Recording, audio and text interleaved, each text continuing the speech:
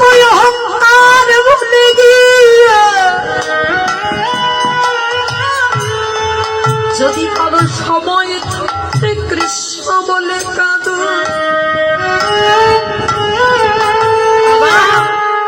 যারা একবারে কৃষ্ণ বলে কাদার মতো কাঁদতে পেরেছে এ জগতে বললেন ভক্তি যার ভগবান তার, সর্বশাস্ত্রে কয় ভক্তি না থাকে দেখি বা ভগবানকে পাওয়া যায়।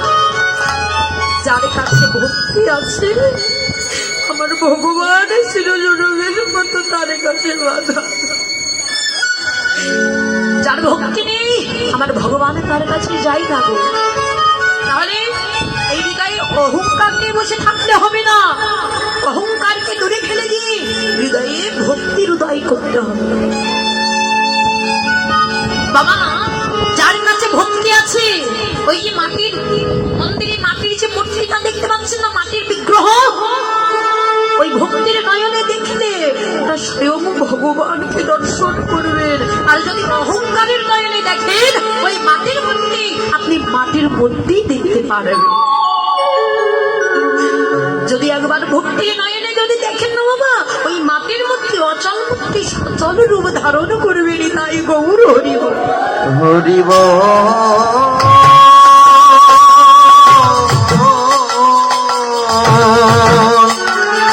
হরিবল হরি হরি হরি হরিবল। এই বাবা দেখুন ভক্তিটা কেমন জিনিস বাবা। এই যে আমরা বলি না রাবণ খুব খারাপ লোক ছিল, বলি না?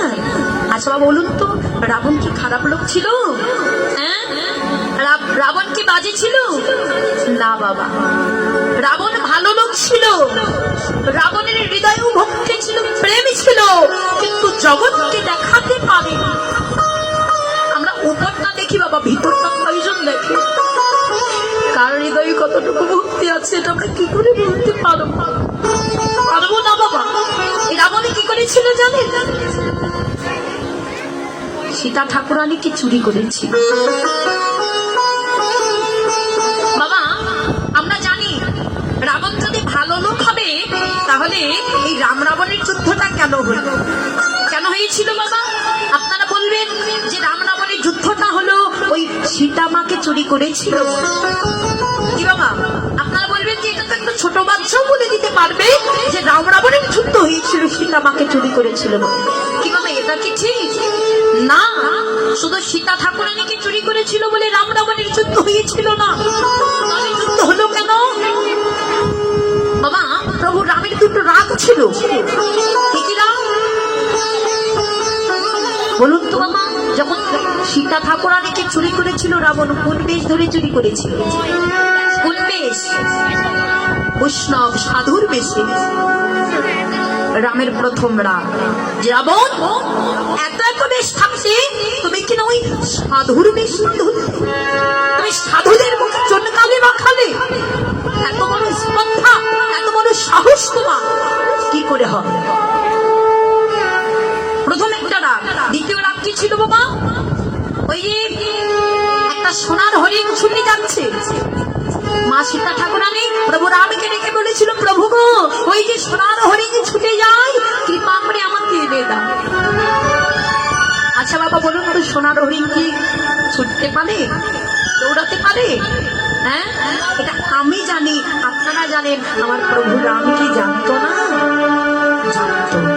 তাহলে প্রভু রাম কেন ছুটে গেল ওই সোনার হরিণের পিছনে? প্রভু রাম কি জানতো না ওটা রাক্ষস মরিচি ছিল? জানতো বাবা, কিন্তু ছুটে গেল কেন?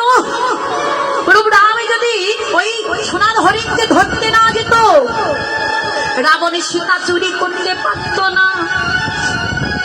আরে সীতা যদি চুরি না হতো, লঙ্কায় লক্ষ্মী প্রতিষ্ঠা হতো না গো। লঙ্কায় যদি লক্ষ্মী প্রতিষ্ঠা না হতো, লঙ্কায় তুলসী বৃক্ষ হতো না। আর তুলসী বৃক্ষ যদি না হতো, মহাপ্রসাদ হতো না।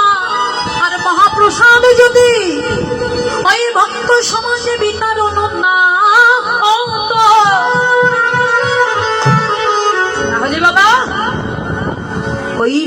লঙ্কা কখনো উদ্ধারও হতো না রে, তাই গৌর হরি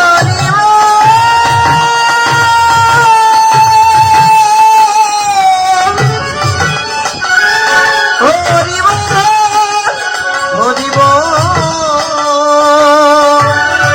হরি বল। বাবা সীতা ঠাকুরানীকে চুরি করে নিয়ে কোথায় রাখলেন? কোথায় রেখেছিল বলতে পারবেন? অশোক বনে, যেখানে কোনো দুঃখ নেই, জ্বালা নেই, যন্ত্রণা নেই, সেই অশোক বনে রেখেছিল বাবা। ওই চেরির দ্বারা মার খাওয়াচ্ছিল সীতা ঠাকুরানী।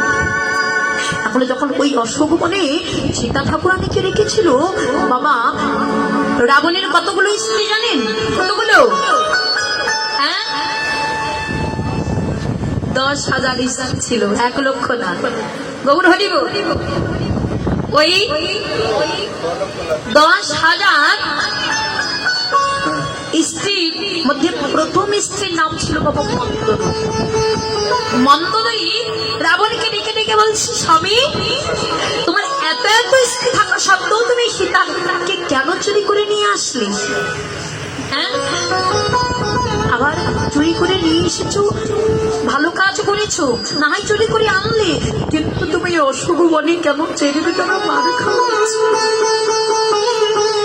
মন্দোদরী নয়ন জলে কেঁদে কেঁদে বললেন, প্রভু গো, এ তুমি কি কাজ করছো?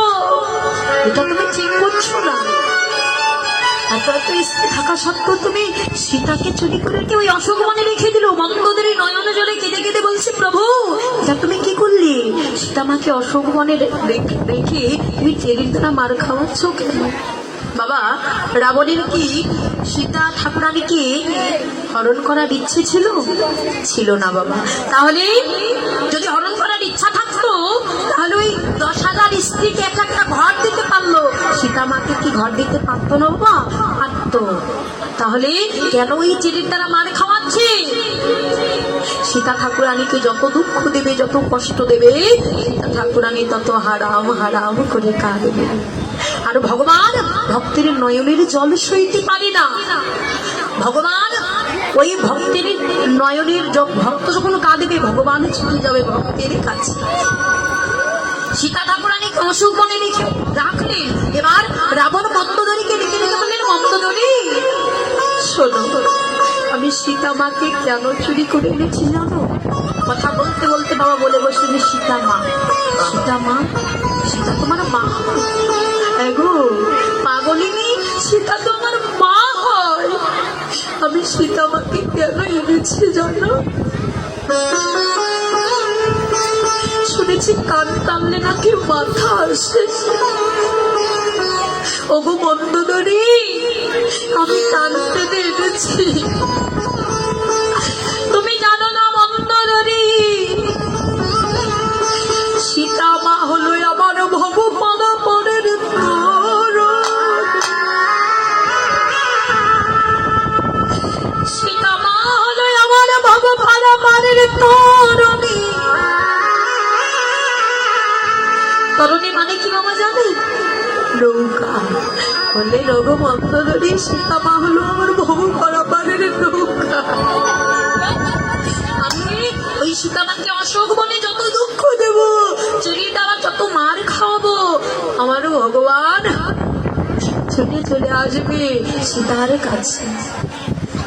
আর আমি আমি শোনো মন্দোদরী, আমি যাব না আমার প্রভুর কাছে, আমার ভগবান ছুটে আসবে আমার কাছে। মন্দোদরী, সীতা মা হলো আমার ভগবানের তরণী। রাবণের কত ভক্তি দেখুন বাবা, রাবণেরও ভক্তি ছিল, কিন্তু জগৎকে দেখাতে পারে। রাবণ নয়নে যদি গৌরশ্রী কাঁদছে, মন্দোদরী যখন কাঁদছে না বাবা, মন্দোদরীও কাঁদছে। এবার রাবণ আমার মন্দোদরীকে দেখে বলছে, ও মন্দোদরী, তুমি কাঁদছো কেন? কেঁদো না মন্দোদরী, আমি জানি আমার প্রভু রামের লঙ্কায় আসবে। আরে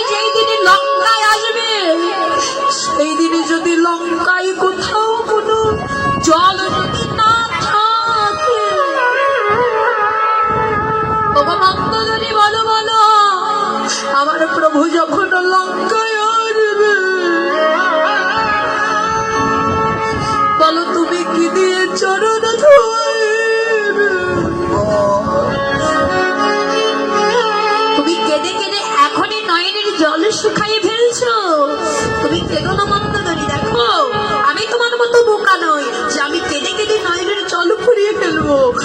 আমার প্রভু রাম যখন লঙ্কায় আসবে, আমি কি করবো জানো? লঙ্কায় যদি কোনোদিন কোথাও জল শুকিয়ে যায়, আমি ছুটে গিয়ে প্রভু রামের চরণ দুটি আমার হৃদয়ে জড়ায়ে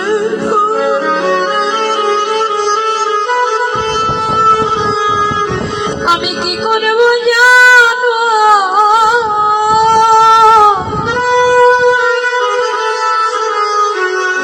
আমার নয়ন জলে ছড়ো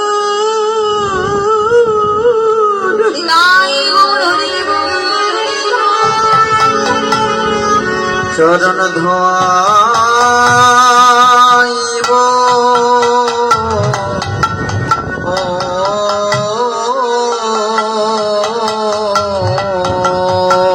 মন্দোদরী,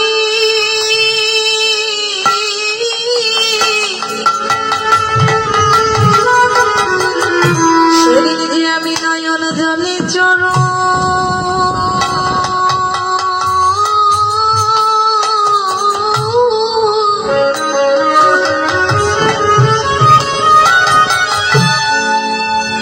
চরণ ধোয়াইব,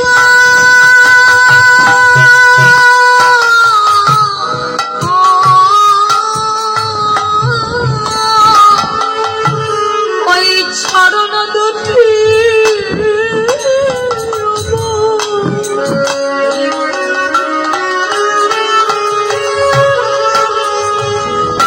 ওই চরণ দুটি আমার হৃদয়ে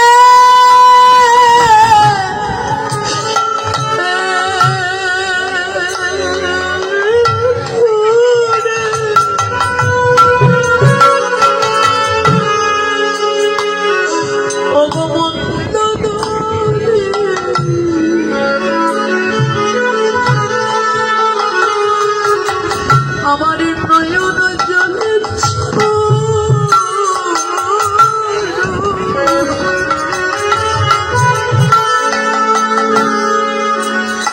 আমি ধোয়া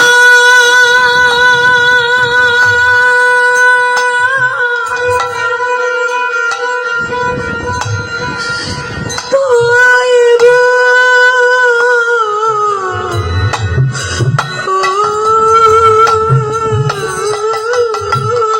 ওই চরণ দুটি নাই গৌরহরি আমার হৃদয়ে ধরে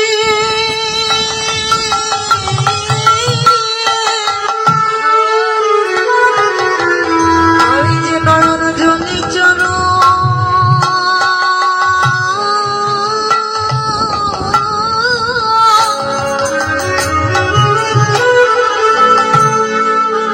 চরণ ধোয়া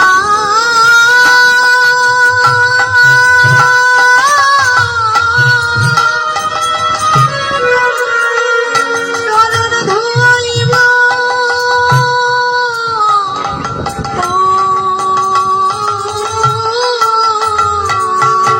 মন্দোদরী, রাতা জনম আমার হেলাই হেলাই চলে গেল।